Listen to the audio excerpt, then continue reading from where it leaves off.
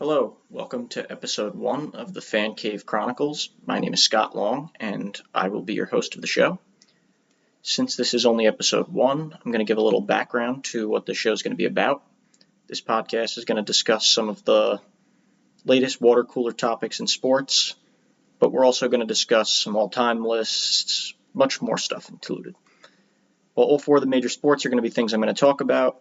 My primary passion is in baseball and football, so those are going to be the 2 sports that I talk about the most, but I will talk about hockey and basketball on occasion as well. As a fan of all 4 of the major sports and someone with experience in writing and video editing, I believe this is a topic that I'd like to do. I have a huge passion in sports, and this podcast is supposed to represent the man cave. Basically, what I mean by that is the water cooler scenario and stuff you'll talk about with friends, coworkers, while you're just sitting around watching games, working, killing time.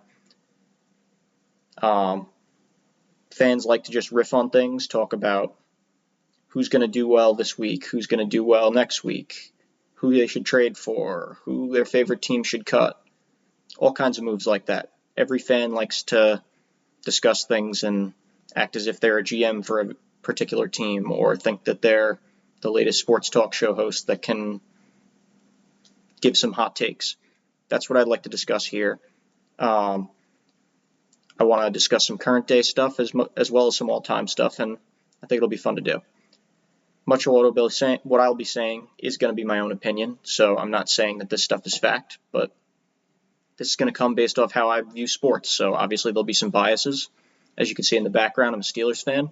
I'm also a Mets fan, an Islander fan, and loosely a Knicks fan, but not really because I'm not a huge basketball guy. But thus how I view or state something might come through a little bit of a lens that has to do with my own biases as a fan and how I viewed a player because they were on my team or they were a rival of my team. That's just the state of talking sports. There's no way to avoid that, and that's just how it is. Every fan will say the same thing. They're going to have biases towards their own team, whether it be good or bad about something. You watch the players all the time. You grow to love them. You grow to hate them. You might have a little more insight because you've seen them play more and on an everyday basis like other fans who just the sport as a whole might not have seen, but you'll also have some things you're impartial about with them. Like I said, mostly I'm going to be talking about baseball and football, but today for episode 1, I'm primarily going to talk about baseball because baseball is where the biggest news is right now. Obviously, right now it's the winter meetings, tons of big moves, some right before, some that are just going on now, some that haven't even happened yet. But this is a big time of year for baseball, and this is where the league really makes its due in getting people to talk about it because they like to call it the hot stove, and they call it that for a reason because there's a lot of moves happening.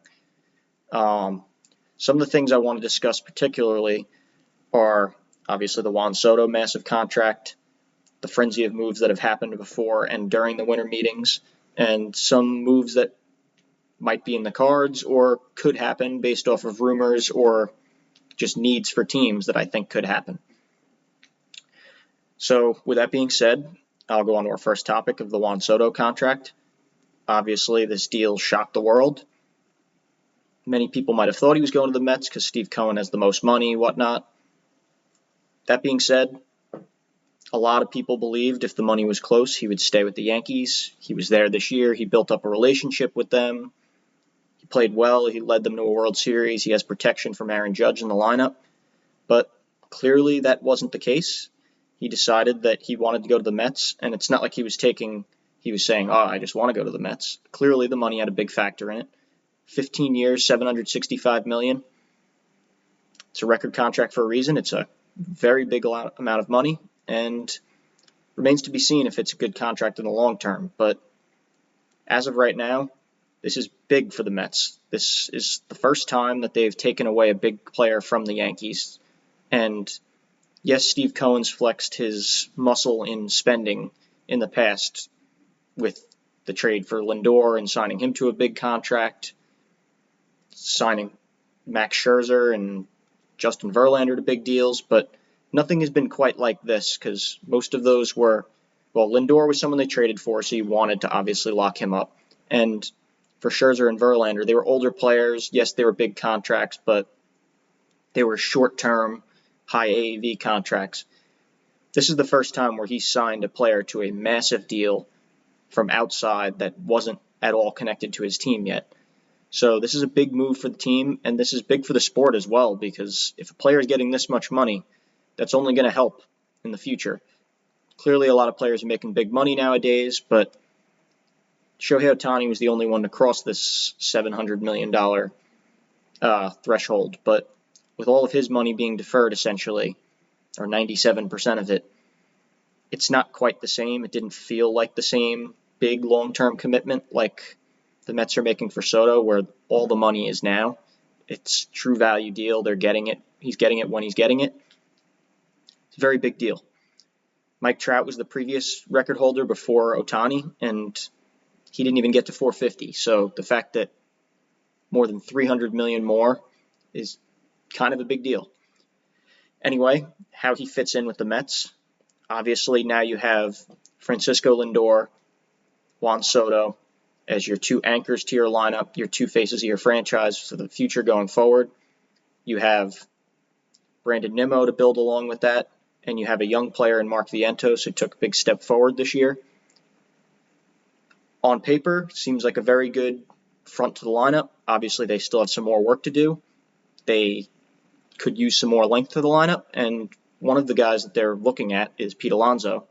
Alonso was there last year. Say what you will about him, whether he's clutch or not.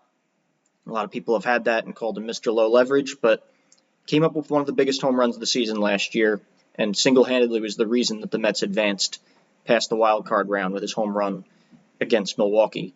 So you can't take that away from him. He is a first baseman, so his value probably won't go too high on the open market because he's not much of a defensive player, which should come in the Mets' benefit because if you don't have to pay him as much long-term, he is someone that'll help lengthen that lineup out, give a little more protection to everyone inside of it, and will just be another big bat that teams have to worry about when they're playing them. Right now, as it projects, Lindor will probably lead off because that's where he succeeded so much towards the end of last year. He's obviously switch hitting. Maybe Soto will bat two. That's what a lot of people seem to think right now. Who knows if that's the case, but for argument's sake, we'll say right now it's Lindor leading off and then Soto, and then Vientos in the three hole. You got a switch hitter, you got a lefty, and then you got a righty. After that, theoretically, obviously not the biggest power hitter, but Nimmo would probably bat four just to keep the lefty-righty combo going. And if you bring Alonso back, yes, he's the bigger power hitter and prototypically would be the cleanup hitter, but he would probably go five in that scenario. Unless they decide to do a scenario where they move Soto to four, Pete to three, and Nimmo to two. But ideally, it would probably be Lindor leading off, Soto 2, Vientos 3, Nimmo 4, Alonso 5. That's a very good top 5 tier lineup, and then you round it out with other players. If they decide to get anyone else, maybe they'll add some more to it. But as things currently stand, you'd have a Jeff McNeil possibly batting 6. You'd have the option to have Marte there, but you'd probably not put him 6 because you wouldn't want the lefty-righty thing to be out of whack.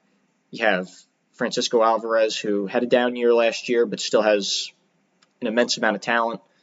You have your Tyrone Taylors, your Jose Siri's. They have some pieces to work around with, and we'll see if Alonso signs, but if they are able to add Alonso back to this lineup, that will make this lineup feel much, much better than where it was at this point last year, considering Vientos is a much different hitter than he was going into the year last year. He proved himself and proved to be a very capable piece for the Mets offense to go along with. You add Soto, but it's not like you're subtracting anything while you're losing Soto. If you bring back Pete, it's a very similar lineup to what you had last year, while adding an MVP candidate to the lineup and someone who's in the middle of his prime. He's only 26 years old. So Mets clearly still have some work to do, not only with Alonso, but on the pitching front as well. They're very thin in the rotation right now. Obviously, you hope that Kodai Senga will round into what he was 2 years ago, before the injury. Whether you can rely on that remains to be seen, but he did pitch down the stretch in the playoffs to some mixed results. He showed flashes of being really good, but he also was a bit rusty and got hit around in 1 or 2 games. But I expect him to be back and be a good pitcher for the Mets. They just signed Clay Holmes earlier in the offseason, about last week sometime. And yes, he was a reliever with the Yankees. He was really good for a lot of his time with the Yankees, and then once he went into the closer role, fans started to turn on him. It didn't seem like he was as much of a high leverage player. So who knows, maybe being out of the spotlight of the closer role, because once he went back into the setup man role, he pitched really well. The Mets signed him to be a starter. Don't know if that's going to hold true, but $13 million is essentially the AAV for him. That's a good deal if he does wind up being a starter and being a capable starter at the big league level. And as David Stearns said, they have the plan to start him, but they have the nice fallback to know that he is a very high level and high effective middle reliever to setup man that they can have in that pen to work alongside Edwin Diaz if that's the case, that he can't start. So I like the signing for Clay Holmes. It's a good piece for the Mets. I'm not fully convinced he'll be able to work out as a starter, but if he doesn't, then you get a very good reliever as a piece for that pen and a valuable piece for the Mets. They also added Frankie Montas. He'll be a piece that they work in that rotation. Wasn't that great last year, but they made a couple signings last year, whether it be Severino or Minaya, and neither of them were expected to be huge names or huge pieces for their bullpen, and they wound up being super important and super crucial to what the team did down the stretch and logged tons of valuable innings.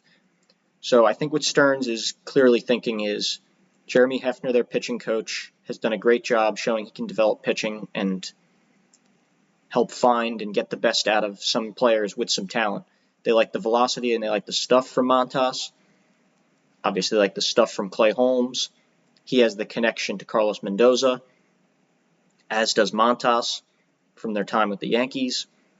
Whether or not these moves work out remains to be seen, but they're relatively low-risk signings that have the big upside that they could come along with. And that's something that Stearns has built up during his time with Milwaukee. He's not always been used to having a big budget, so he had to come away with these bargain bin deals and find a way to make them into really good players. And you have a pitching coach who's clearly proven he's done a good job developing some of this talent. I think it's a good move to add some bargain bin players because not everyone you have on your team can make 25, 30, 40 million. You have to have some of these guys at lower prices just to make sure you can field a full roster. And while I do think they're going to make one more, maybe not huge, but they'll make one more splash at pitcher, maybe more, but they're going to have to add someone that they can rely on at the front end. I was hoping that would be a Nathan Eovaldi with his playoff experience, but obviously he went back to Texas this week. Good signing for Texas, 3 for 75. Only 3 years for a player of his caliber was a great deal for them. But maybe it's Sean Manaea comes back for the Mets. Obviously his market seems to be booming, as does the pitching market in general, with Severino getting a massive contract with Oakland, or I should say the Athletics, no longer Oakland. But pitchers are getting big money across the board, and whoever the Mets sign is going to make big money, or bigger money than they'd probably like, but they're going to have to get someone. Maybe it's even in a trade, but they're going to have to get someone to pair at the top of that rotation with Senga, with Holmes, with Montas. Obviously, they also have David Peterson coming back. He seemed to finally come into his own at the end of last year. You also have Tyler McGill. Don't know if he'll be part of the rotation or if he'll just be a depth/swingman option. But you have options in this rotation, and we'll see what they decide to do. But they're clearly not done spending. Steve Cohen did spend big money on Soto, but you don't spend that money on Soto unless you're really willing to open the pockets for other players, because they didn't sign him just to sign him. They signed him to be the beginning of something bigger. They want to win, They want to win over a long period of time. And Mets fans got a taste of winning this year with this fun team. And they made it all the way to the NLCS, but they weren't expected to. It'll be interesting to see what they can become this year once there's expectations on this roster. Because you make that big splash for Soto, and it's not going to just be you're the underdogs now. You might be an underdog against the Dodgers, who are the big bad team of not even just the National League, but majors in general, with all the star power they have. But you're not going to be able to play the underdog card going into next year. You're going to be expected to and have to win in order to meet expectations. As for other teams around the league, the Yankees obviously lost Juan Soto. This is a huge loss for them, but could be spun in a good way as well. They went to the World Series last year, but many people would say, including myself, that their team really wasn't a typical World Series team. They were a good team. They were deserving of making the playoffs, but the way things fell in the American League, they had an easy path to the World Series. Obviously, you still have to make it there and do your job to get there. I'm not saying that they didn't, but I don't believe they would have been a World Series team had the path been as difficult as it was in the opposite half. I believe the really best teams in the major leagues last year were obviously the Dodgers, obviously the Mets, obviously the Phillies, obviously the Braves, who didn't even make the playoffs, obviously the Padres. I'm not saying the Braves are better than the Yankees, but a lot of those teams were better teams and more realistic World Series candidates than the teams that the Yankees played in the World Series, whether it be Kansas City or Cleveland or Detroit. A lot of the options in that half of the league weren't the same.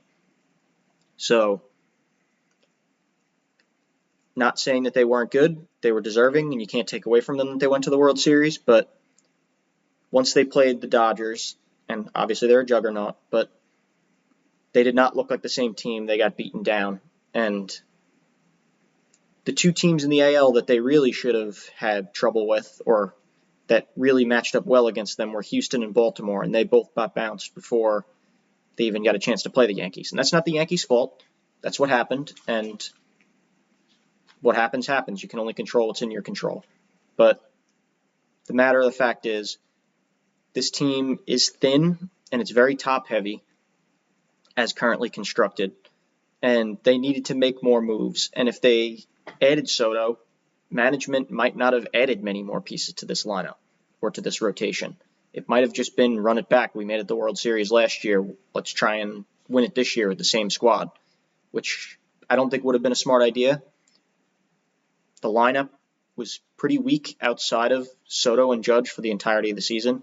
Obviously, Stanton stepped up come the postseason, but even if you count Stanton in there, after those three, there was a very thin lineup that needed some work. Jazz Chisholm was a good addition at the deadline, but they need to add some to the lineup and to the bullpen and to the roster as a whole. Yesterday, they made a big move in acquiring Max Fried to a massive 8-year contract. That was a way to start the build on the rotation. You now pair him with Garrett Cole at the top of the rotation. It's a very nice 1-2 punch, a lefty and a righty. It's a lot of money tied up in 3 starters, with Rodon included. Then you pair out the rotation. I don't know who's going to find their way into the rotation. Obviously it's those 3, but then you have the likes of Luis Gil, who just won Rookie of the Year, but's been floated in trade talks. You have Clark Schmidt, who pitched really well, but battled some injuries last year. And you have Nestor Cortez, who's pitched well in the past, but didn't have his greatest year last year. And I don't know if they want 3 lefties in the rotation. That also remains to be seen. But the Yankees have to make a move offensively now, and probably add to the bullpen as well. And many are speculating that they're in on Cody Bellinger. I would think that'd be a smart move to go get him. Bellinger is a very big bat. He can play center and move Judge back over to right, where he actually should be playing and can preserve himself long term. Or Bellinger could even play first. They're going to have a hole at first after they just lost Anthony Rizzo to free agency, and he's been hurt and hasn't been what he was in the past with them. So Bellinger would be a great addition, depending on the cost. I don't know what it'll cost to get him. Maybe he's out of their price range, but they're reportedly in talks with him The price is a big issue for them, and maybe he'll be the guy they get, maybe he won't, who knows, but he's not the only guy they could look at. Anthony Santander is another guy, switch hitting outfielder. He could fill the spot in right field if they do want to keep Judge in center. Santander, with the capability of being able to hit left-handed, would be nice for the Yankees stadium, where hitting the right field is a huge plus. That's where the short porch is, and that's where they get a lot of their home runs. The stadium's built for left-handed hitting, outfielders, and power hitters in general. Unfortunately, the team, after losing Soto, is kind of built around right-hand hitters. So they could use a left-handed bat in that lineup. I also think they need someone that's not a slugger in that lineup. I do think they can add the slugger, whether it be Santander or Bellinger, but they need someone who's more of a contact, get-on-base guy to put in the front of the order in front of guys like that so that they can lengthen it out and not have just strikeout-prone, strikeout machines in the entire lineup. That's been an issue for them in the past. Obviously, when they get hot, those power hitters are great, but come the playoffs, if they're not going well, a lot of strikeouts in the lineup isn't an ideal scenario. I don't know who that contact/on-base machine guy is, but DJ LeMahieu did some great things for them when he was still at the top of his game. He's fallen off big time. They really need someone to replace him in that lineup. That lineup is missing something like that at the top. And that's something they can really use, just to have a different type of hitter in the lineup. I do think they'll go after and find someone to fit that role at some point in the offseason. I don't know if it's a trade or I don't know if it's a signing, but they will find someone to fill that role, or at least they should.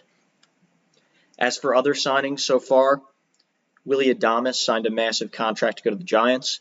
It's a big deal for the Giants. The Giants haven't been able to land any of the big-name free agents in the past. They've been in on Aaron Judge. They've been in on Carlos Correa. They've been in on big names each and every year. And unfortunately, things just haven't gone their way, and the guys have opted to go somewhere else, or there's been a report they did sign the Giants, only to find out later that they didn't end up staying there. They decided they were going to somewhere else, or it was a premature report. But this is the biggest contract in Giants history, surpassing Buster Posey's contract.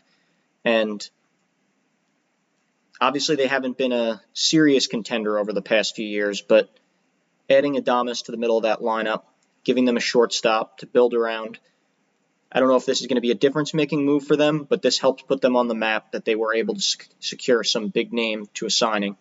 You pair him with some of the names that they've gotten in past years. Obviously, they signed Matt Chapman last year. That should form a nice left side of the infield. Who knows what they'll do, but with some young pieces, Tyler Fitzgerald played really well last year. You got Mike Yastrzemski in the outfield. You got Jung Ho Lee in the outfield you just signed last year. Maybe this is the move they needed to get them back into contention, but regardless of what it means for the team on the field, it's a big move for the Giants to finally be able to secure a long-term piece and get them to sign on with them, because they have had that issue in the past. Other big moves, Blake Snell went to the Dodgers. Like many of the other contracts they've had, he had some deferred money. He's not the only guy joining the Dodgers. Michael Conforto just signed with them, left-handed hitting outfielder with some pop. Obviously the former Met, former Giant. Good move for them. Gives them a nice power bat and nice guy to play in the field, DH, wherever they're going to have him play. Obviously, he's going to play in the field mostly because Ohtani will be DHing, but on games he doesn't play, he could play the DH a little bit. But Conforto has a good arm in the outfield, has some pop, good against righties. I don't know if he'll play every day, but $17 million makes me think he is going to play every day. But there's apparently still linked to Teoscar Hernandez as well. Who knows what they'll do, but that's a good addition for them. Obviously, Snell is a huge addition to a team that already has a stacked rotation. They're heavily linked to Roki Sasaki as well. I don't know if he'll go there, but it doesn't seem like they have a need for more pitching. But like people always say, you can never have too much pitching.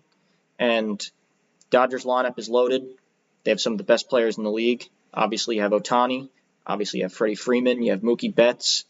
You have Max Muncy. They have plenty of names in that lineup that are people to be feared. Even Will Smith at catcher. there's a lot of names in that lineup for people to fear, and whether or not they bring back Teoscar may not matter. You add Conforto to that bunch, and you have a good rotation. They're going to be a fearsome group once again, and should be for the foreseeable future. In the rotation, you have Glasnow coming back off injury. Ohtani should be healthy, so he should slot back into that rotation. You add Snell to that. It's a pretty nice 1-2-3 in the rotation. Plus you have younger arms such as River Ryan, Gavin Stone. Kershaw could come back, and they're linked to Roki Sasaki.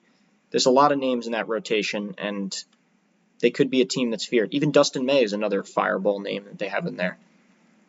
Add to that now, they just brought back Blake Trinan, who's been a big name in the back end for them.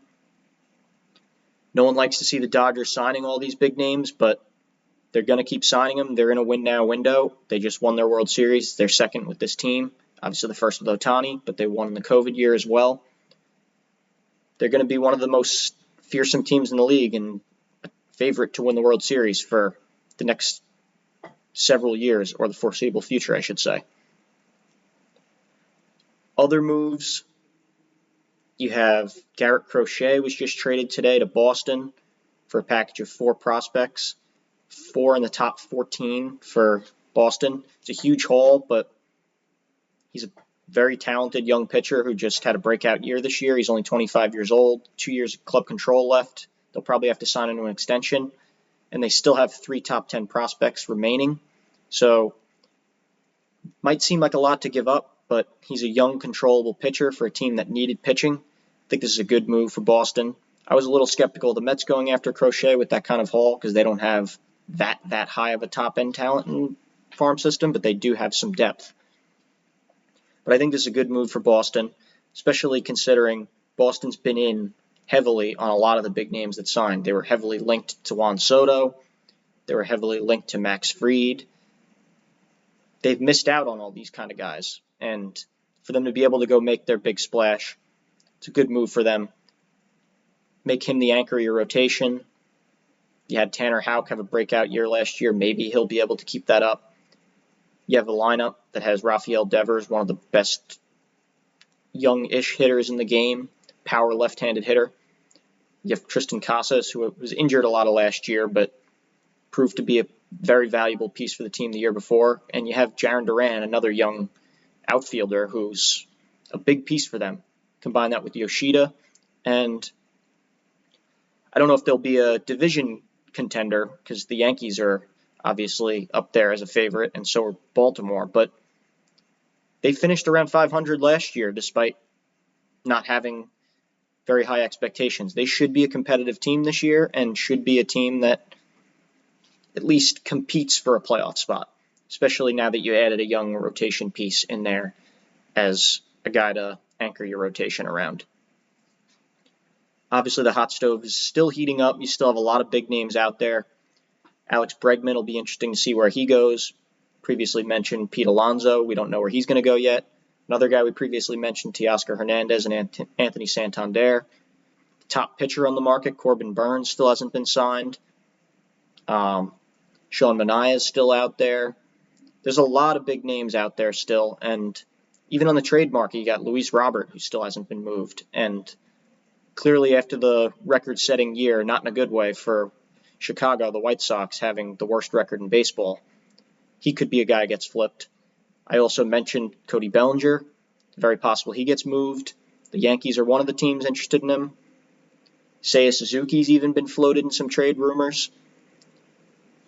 As long as the hot stove is still on, there's still a lot of big names out there. The winter meetings are still going on. I'm sure there will be several other big moves over the next couple days. And I'll probably come on in the next few days and talk about some of these moves and the impact of them. But teams I specifically mentioned, those big players, are probably still going to be in the market for a lot of these names, whether it be the Mets, whether it be the Yankees, whether it be the Dodgers, whether it be San Diego, who we didn't talk as much about, but they're a big contender and will probably be in on some of these names. Even Boston, they're a big city, a big market. They'll probably be involved on some of these guys. And some other teams such as Philly and Atlanta, who are perennial contenders and aren't going to just give up and go out there and not sign anyone. They're going to want to improve their rosters as well. Some smaller tier free agent signings, which are still good moves, but not like high profile names, also got signed. Jordan Romano went to Philly. Obviously, he's been banged up in the last year or so, but he was a great closer for Toronto over the previous few years. Philly's hoping that he can come back and return to form and stay healthy. I think it's a good low risk, high upside signing for them. Might mean that they lose some of their other arms in the back end, whether it be Estevez or Hoffman, but they had to make a move back there, and he's a big addition for them.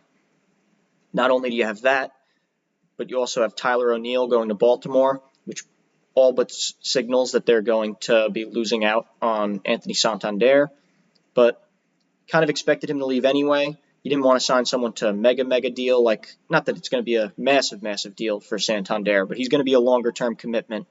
And they do have Adley Rutschman and Gunnar Henderson as people that they're probably going to try and lock up long-term and build around. So you can't pay everyone, so it makes sense that he would be someone that they let go of. Other signings, not too many big ones. Alex Cobb signed with Detroit. Nice low-risk, high-upside signing. Boston signed Aroldis Chapman to a one-year deal. Once again, not a big deal, but it is a contract of someone that was signed. Another one I didn't even mention was the trade yesterday with Andres Jimenez getting traded to Toronto. Not one many people saw coming. Jimenez was a very valuable piece for Cleveland the last few years since they acquired him in the Francisco Lindor trade. By the way, signaling pretty much the end of the Lindor trade for Cleveland as the two main pieces, Jimenez and Ahmed Rosario, both no longer on the roster. He was really good offensively in that first year with them. He really took a step back last year, but he's still been a great defensive second baseman for them and was a key piece of a team that made the playoffs and is trying to win now. So a little bit surprising that he got moved, but good addition for Toronto. Trading away Spencer Horwitz was a bit tough, but obviously they had their eyes on Jimenez, liked him as a piece that they could build around. Weird thing was Spencer Horwitz getting traded immediately thereafter to Pittsburgh. Didn't last very long with them in a trade centered around a package for Luis Ortiz. But maybe they saw something. They thought he was a good piece to move on from. Obviously, they like Luis Ortiz. Good move for both teams involved. Another move that has been made,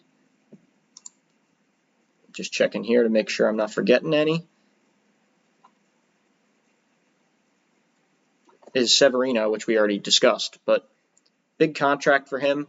But Oakland clearly is looking into trying to build up the budget a little bit, or the payroll, I should say. Good move for them, but kind of puzzling why you would want to go there for anything other than money. Obviously, the A's haven't spent much in previous years. I think it was Eric Chavez was their previous high-paid player, and that was over 20 years ago that they had paid him that contract. Pretty mind-boggling, but hey, that's what Severino got his bag, and good for him. But I don't know how competitive he's going to be there, and I feel like he will likely be someone that hits the trade block if he has some success with them. Probably, if not this year, maybe next year. 3 years isn't a super long-term commitment for a player, and if he's pitching well, having someone under control for a deal less than $100 million, he's probably going to be someone that's appealing. Obviously, this is if he stays healthy, if he's pitching at the level he did this year, but I expect that is a big reason why the A's made this move. Gives their fans something to root for right now. Shows they're trying to spend a little bit, ups their payroll a little bit, but also gives them a piece that they can flip for some younger pieces if he's having a good year, because they're probably not competing right away. I know that was just a big information dump on a lot of moves that have happened thus far, but next episode we'll probably discuss more about football, but who knows, maybe there'll be some big signings, whether it be Alex Bregman or a trade for Cody Bellinger or a Pete Alonso signing or the Corbin Burns signing. by next time we're on here, I'm sure some big moves will happen, and we'll be able to talk about baseball a little more as well. But since a lot of the big moves, particularly the Soto one, is out of the way, we'll be able to talk a little bit more about sports in general. But I know this was the first episode. I usually would like to talk a little bit about sports in general, but with how the hot stove has been going down and how MLB offseason is flurrying with moves, I felt like this had to be an episode where I focused on baseball and discussed all the moves that have been made, some of the rumors, some of the hot topics that are going on. And we'll continue that discussion next time. Hopefully the Mets are able to make some more moves for me. And hopefully the Yankees, for all their fans' sakes, make some moves. Hopefully San Diego makes some moves. Hopefully the Dodgers make some moves. Ultimately, for the sport of baseball, this is a great time of year. Gets to build up the sport, gets to make people talk about it. And with no games going on, it's great that they have a time where a lot of the signings are going down and keeps the conversation centered around the sport. But with that, I'm going to thank all of you for taking the time to listen to episode 1 of the Fan Cave Chronicles. If you like what you had to hear, please follow, like, and/or subscribe, and we'll see you for episode 2 next time.